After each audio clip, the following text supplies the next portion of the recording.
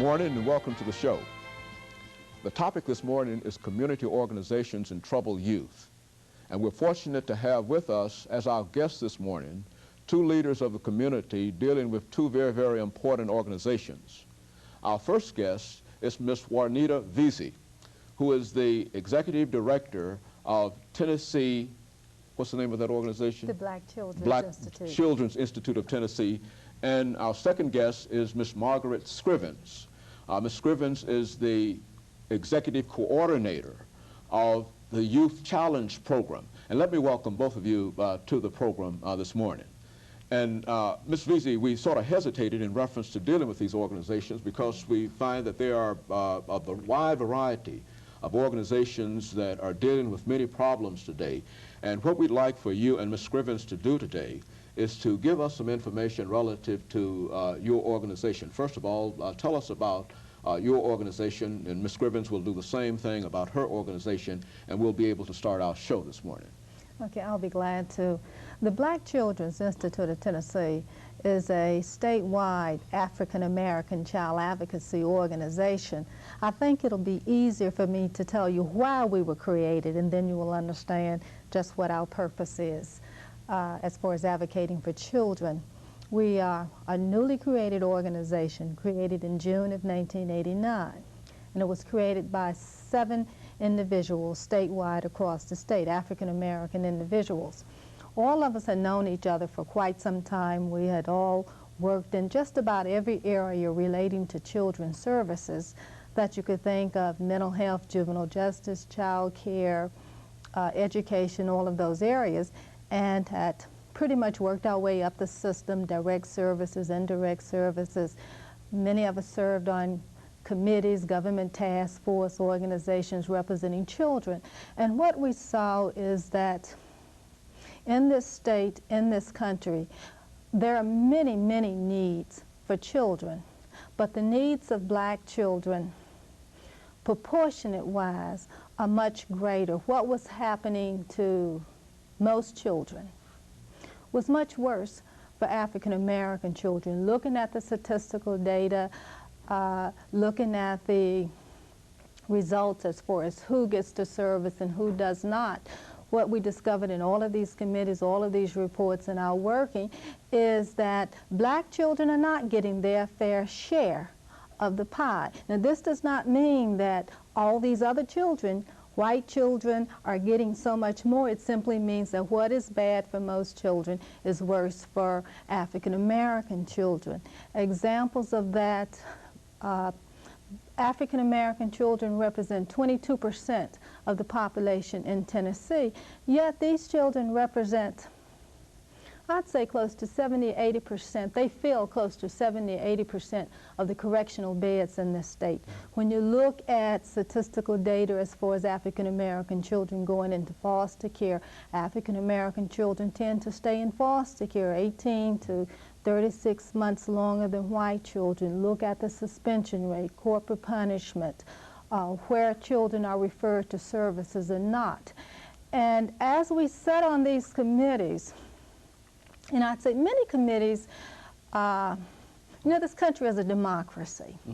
And the majority tends to rule, and when you're sitting on a statewide committee, people representing all children, and when 70–80% of these children are white children whose needs may be a bit different simply because their resources, their exposures, these types of things are different.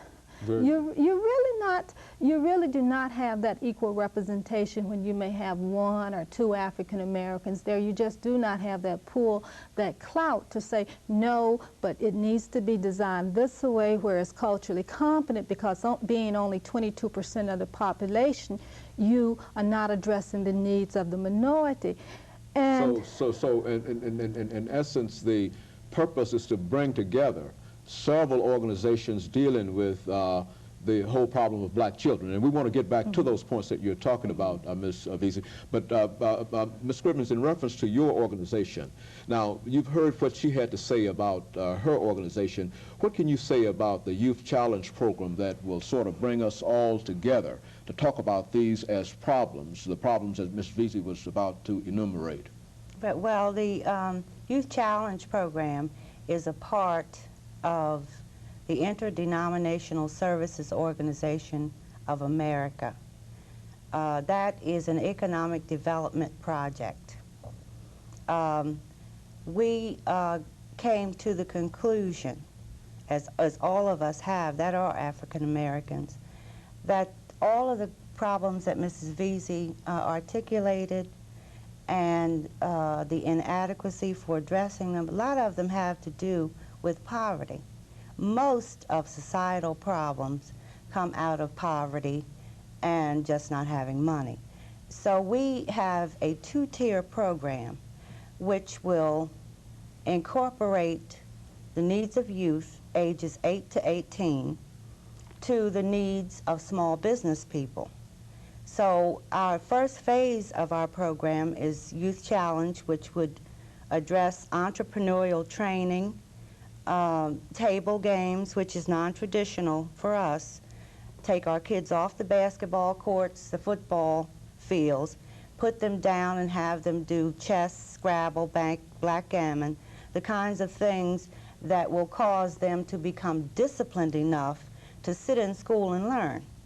Very good. And so we've got two organizations here, and let's talk about those organizations, and let's talk about some of the problems that the two of you have to face, because I think that essentially you're dealing with the same problem, whether you're trying to approach it from a different angle. Right. Let's talk about that again, Ms. Veasy, by talking about some of your earlier experiences that brought you to this whole fact of trying to coordinate all of these groups together. Okay, well, as far as coordinating groups, let me kind of take you back before we get to that point in dealing with child advocacy. We're not a direct service provider in that sense. And looking at the whole, what we realize is that you must deal with a child holistically. And in that sense, that very few of our children come to us with just one need. If it is a child that's in the juvenile justice system, that child will probably may have educational problems, that child may have mental health problems, low self-esteem, all of these things. So we felt that you must deal with it holistically. Also, going back to that issue, that we felt that African American people are competent and capable of determining their own children's destiny, taking control and planning for their own children.